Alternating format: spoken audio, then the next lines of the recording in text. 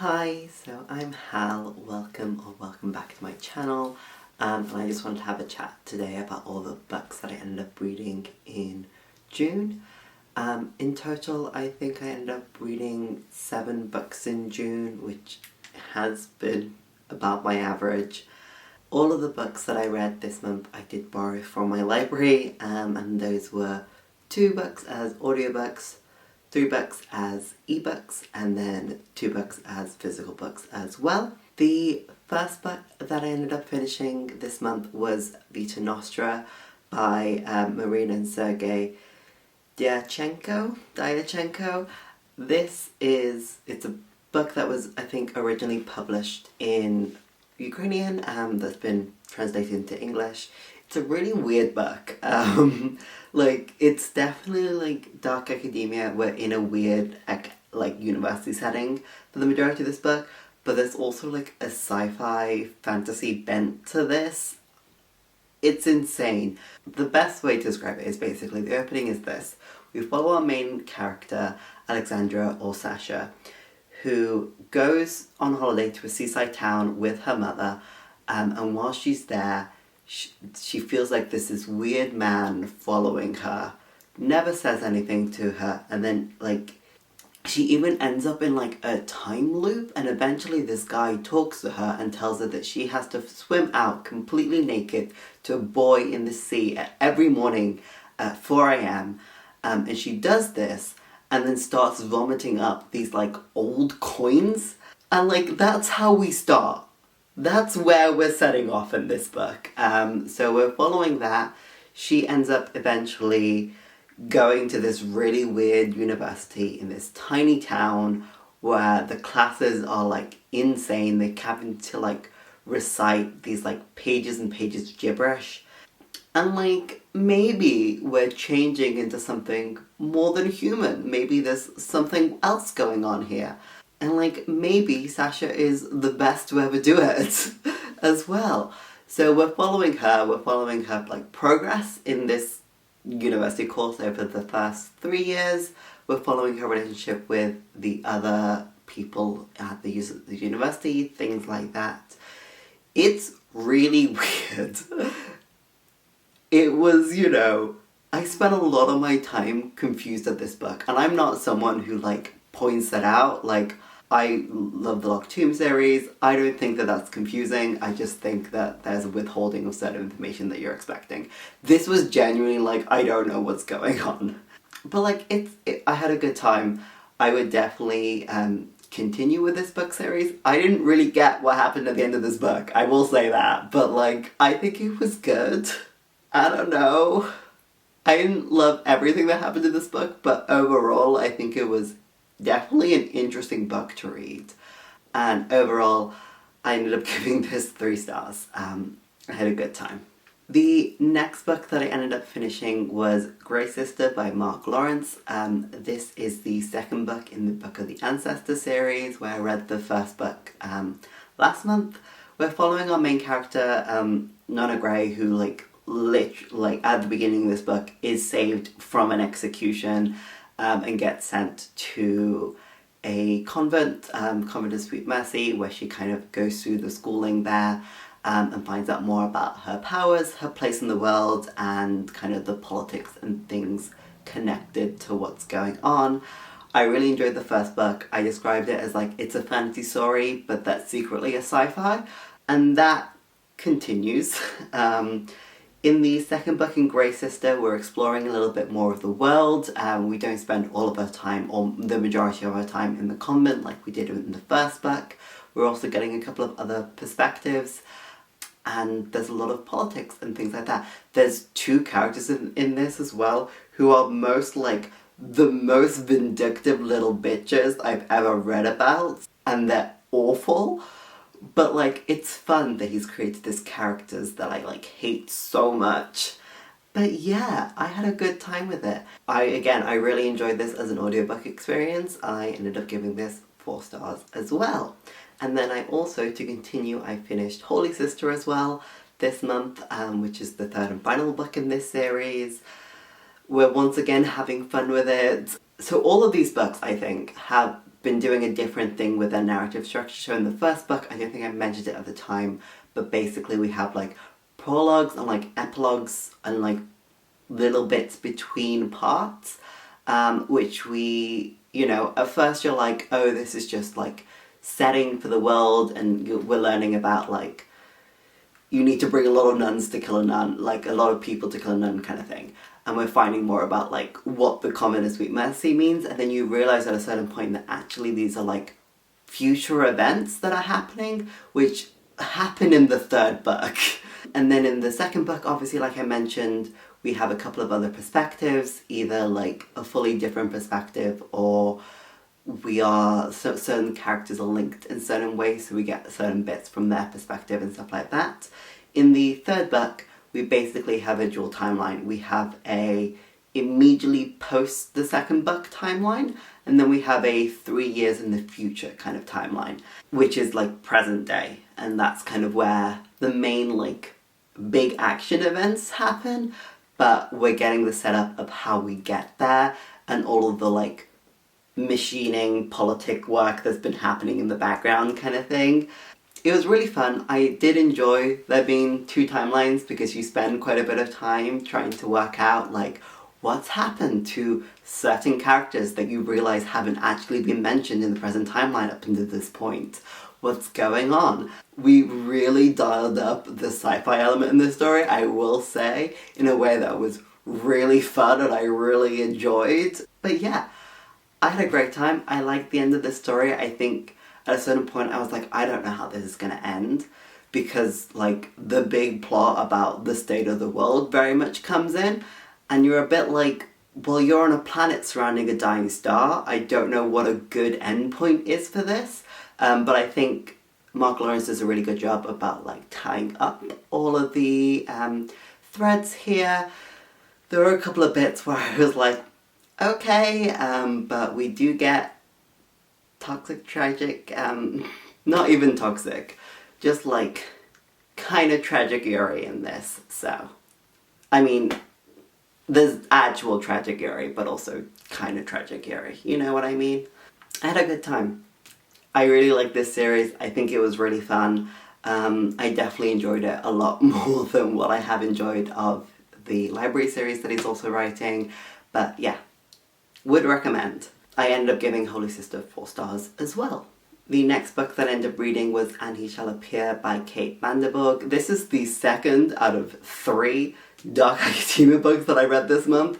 I realised by the third one that I had a pattern, and I was desperate to finish it, to review them all kind of together. It's definitely in the like weirdo something else is happening Dark Academia thing. We're following our nameless narrator as he enters into his first year of university at Cambridge to study music. He is from the north, from like a state school, which like represent. I didn't end up going to Cambridge, but I definitely did interview there. And he forms an obsession with like Bryn Cavendish, who is like the popular guy, at least at his college.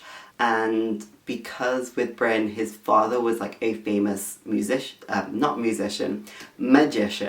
Bryn also does these like little like magic tricks in his rooms and things like that. And like as our narrator gets closer to Bryn and gets more involved in like his personal life, things get a little bit spookier, a little bit more supernatural. And we also have like a hanging spectre of something really bad happens at the end of this year, as Dark Academia books tend to do. This started off like really strong. I really liked the creepy vibes that I got from this book. It really like unsettled me in a real way. I loved this description of Cambridge and things like that, and like our narrator and the bits that we got from like his past and stuff like that. And like there's a bit of this story which is him also in the present, like going back to Cambridge, and we're seeing like in the ways that he has and hasn't moved on from this part of his like early like adolescence and things like that. I just found that the ending fell really flat for me. I like could see what the author was trying to do, and I think, you know, it was executed, you know, pretty well, but it wasn't what I specifically was like wanting to get out of this story. I felt like the super like the weird creepy stuff ended up like not really, you know, I don't even know if it's like getting explained or like having a, you know, like even like just like big moment at the end of this book. There was also, I felt like she didn't follow through with the hints and the like implications that she'd been laying down about like this big tragic thing at the end of the book. It was very, spoilers for the Raven Cycle, but in the way that the Raven Cycle, we start off with Blue knowing that she's going to kill Kanzi. And then when that happens, they just bring him back via CPR. And I'm like, no, commit to the bit. If you're implying that a narrator has done something terrible and then it's not actually, it's very mundane and not actually that bad, I'm gonna be disappointed. That's just how it is. Especially because you're playing in like dark academia, creepy thriller territory. Let your character be bad in a different way that this book implies that he is, you know? Anyway, I gave this 3 stars.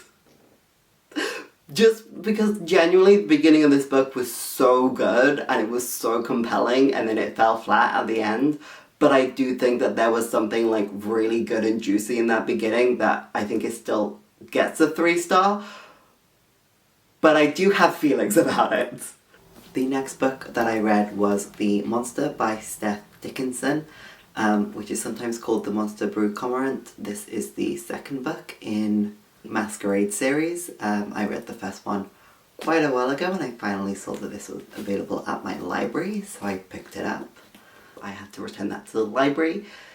This is the second book in the Masquerade series, where we follow our main character, Brew Cormorant, who she is born on this island of Taranoke, which is outside of the Empire of Fullcrest, and basically when she's a young girl, the Empire comes to her shores and very quickly dismantles the, like, everything that goes on in her island. So, like, the currency, you know, healthcare, education system, etc., breaks her family, things like that.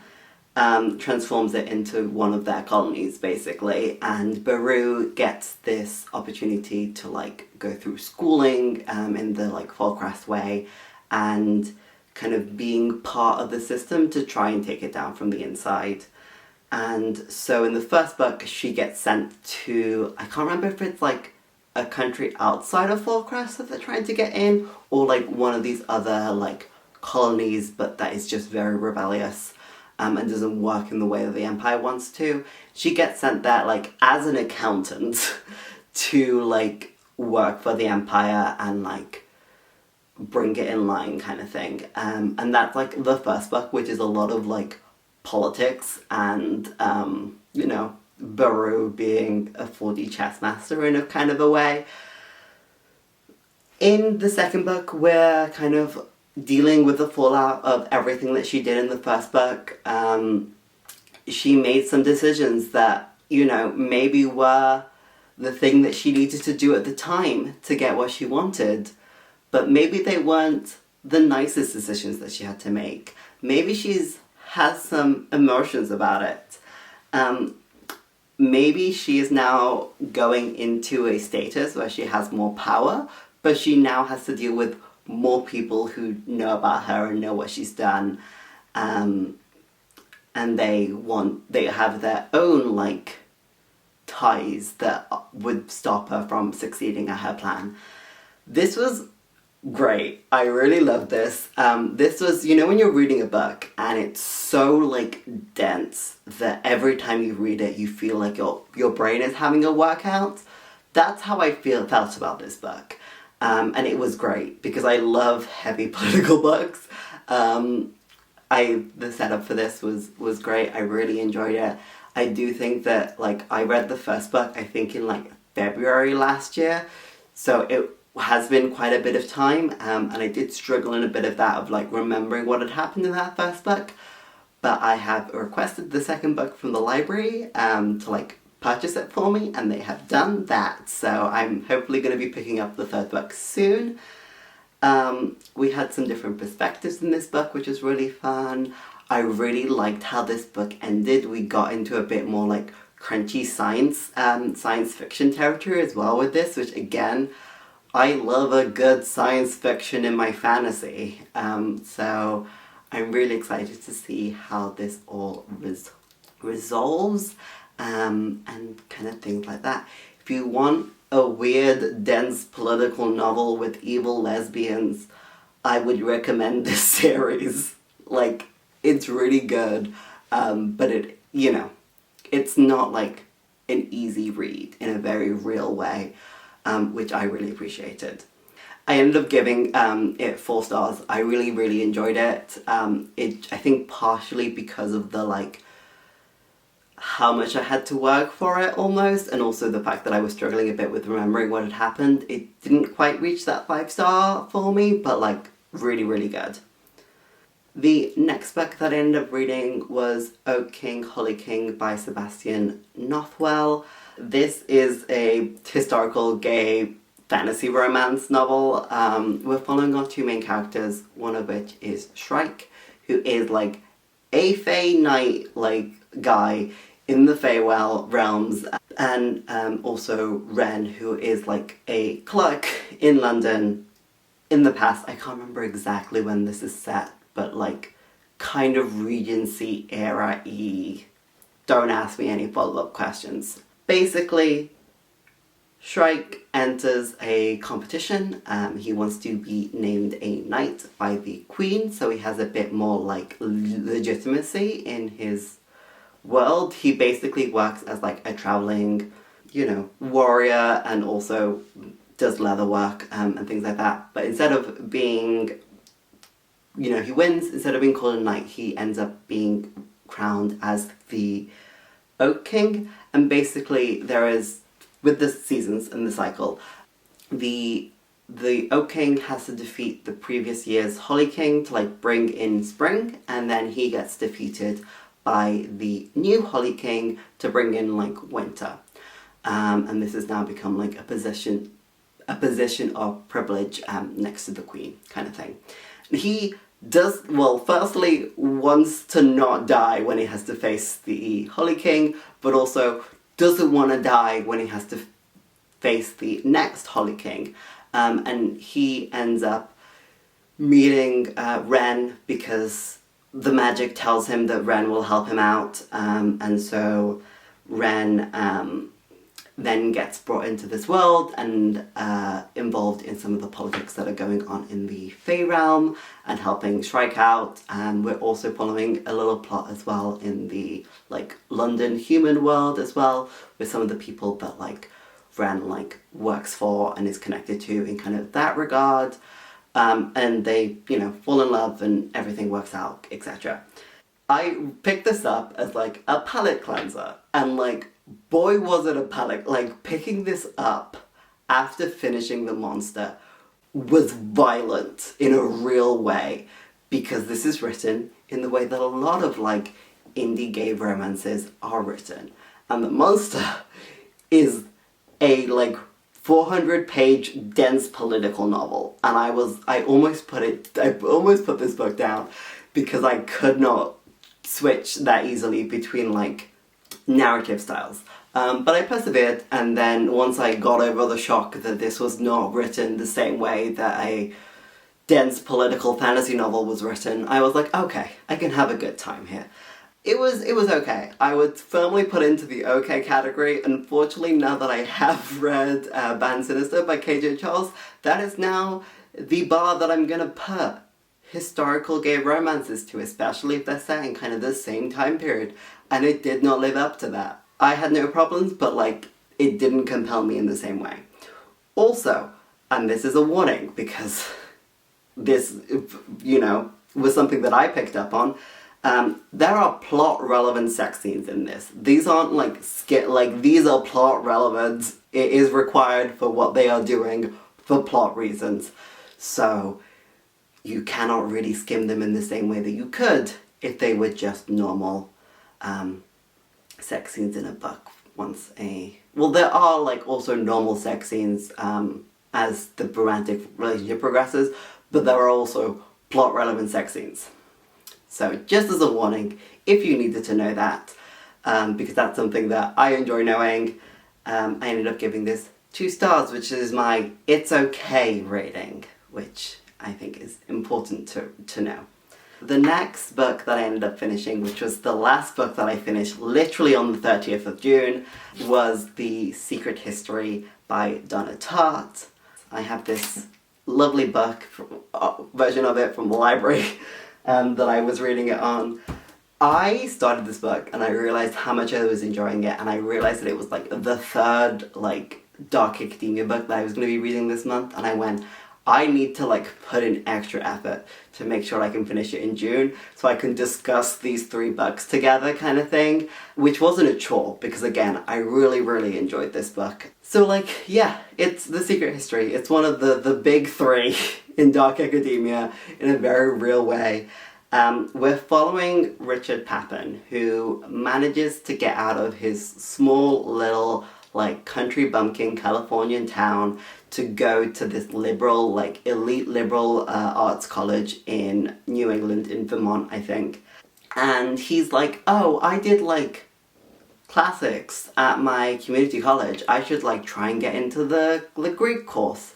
But it's this one weirdo professor who personally selects his group of like 5 students to teach, and he ends up making like an inroad with the 5 students who are obviously all like campus celebrities because they're the weirdo students who do Greek in a very real way, and so like joins this friendship group and joins these classes, and kind of things unravel from there as there's some serious topics that happen. Things fall apart and people are killed, I would say. This is so good. So like, when you are like, oh, like, I know that, I think I saw this as a post which was talking about Hamlet specifically, and it's like, everyone's like, yeah, Hamlet's really good, and then you read Hamlet and you're like, wow, this is really good. That's how I feel about The Secret History. I was like, oh yeah, sure, everyone says that The Secret History is great, but I don't know if it's going to be the type of book that I enjoyed, and it's not going to be like really pretentious and stuff like that. And then I started reading it and I'm obsessed with it. Unfortunately, it is that good. Donna Tartt is that good. The like writing style in this is really good. It's really compelling. All of the characters in this were really interesting. Let me say up top, bad people. One of them says fag in like chapter 2, page 53. It's great. I'm just like deeply obsessed with everything that's going on. Because we are like studying Greek, we are talking about like, obviously, tragedies, but also like Dionysius, like bacchanals and madness. These themes are present, everyone's going through it in a real way. It's Richard surrounded by these rich fucks and their issues. But also, like, there are moments of just, like, pure, like, yeah, this is what being a university student's like. Sometimes something really terrible happens in your life and you still have to write a paper. Or, like, you need to study for something and you've been putting it off and then it takes, like, 20 minutes. This was great. This was so much fun. It's also absolutely insane. What do you mean? I really enjoyed this. I can see exactly how this was written and people read it and everyone went, I want 1,000 more of these. Because it is that good, unfortunately. It's so interesting having read like this and If We Were Villains, and then the other 2 like dark academias that I read in this month, and then I've also read like Babel and The Atlas 6 and the sequel to that, because I definitely think that they are like, there's different genres, and this is very much in the like dark academia crime thrillery genre, which is also the same as like If We Were Villains, and I guess as well And He Shall Appear, kind of, but that one doesn't follow through in the same way that If We Were Villains and The Secret History does, whereas like Babel and like Vita Nostra are much more in the like discussing a subject that you are studying at university kind of thing, to different fantastical extremes. But yeah, like, it's so good. She does such a good job of, like, creating this cast of interesting characters and making some of them, like, you know, likable but with a few flaws, and then you get through the book and you're like, oh, you can see how, like, these flaws then, like, expand and multiply until the point where you're like, I don't like this person. And, like, the thing is that, you know that, like, there's going to be a murder, and that's kind of the justification, and then, like, things continue to fall apart and kind of thing. I really liked how The Secret History was paced, because we get that build-up, but then we also get the implosion post, and it was so good. Every time, like, thinking about it, talking about it, I'm like, oh, this was great. Unfortunately, I am obsessed with this book. It literally got me, like, I have one friend who I know has read this, and I was like, I need to yell at you about it. And it's my dear friend who, like, we speak twice a year because she's really busy and bad to replying to text. And, like, so, like, I messaged her when I was, like, I don't know, like, 3/4 of the way through, and by the time that she'd replied to me, I was, like, just about to finish it. So we had, like, a little bit of a chat, and then the next day I was like, what the fuck? This ended like this? Insane. Great time. I gave this 5 stars, as you might tell by the fact that I feel insane about this book. Yeah. Unfortunately, sometimes things that are really good and described as modern classics are in fact really good. And they do in fact work for you. So, yeah. I don't think it's something that everyone will absolutely love and adore. I have seen complaints about it being quite slow, which it is, but I think that's part of its charm. But, like, it's great. I think it's great. Yay. In terms of what I'm gonna be reading next, I have actually already finished a couple of things in July. I had to end up filming this a little bit late because I was away at the beginning of the month. I was desperately trying to finish The Secret History, etc. So definitely things to look forward in my next month are going to be like my review of Raging Sweetgrass, Brighter Than Flames, Swifter Than Scale. I can't remember that title off the top of my head. I'm currently reading, what am I currently reading? The third in the God Killer series is a Faithbreaker, which I'm sure gonna have some opinions about. I'm listening to the Left-Handed Booksellers of London, and I will be probably picking up The Tainted Cup when I finish one of those books, because that's due back at mid-July to the library, so it will be getting read before I have to bring it back. But yeah. That's kind of what's been going on with me, the books that I ended up reading in June. I hope that you had a nice June, that you read some good books. Bye!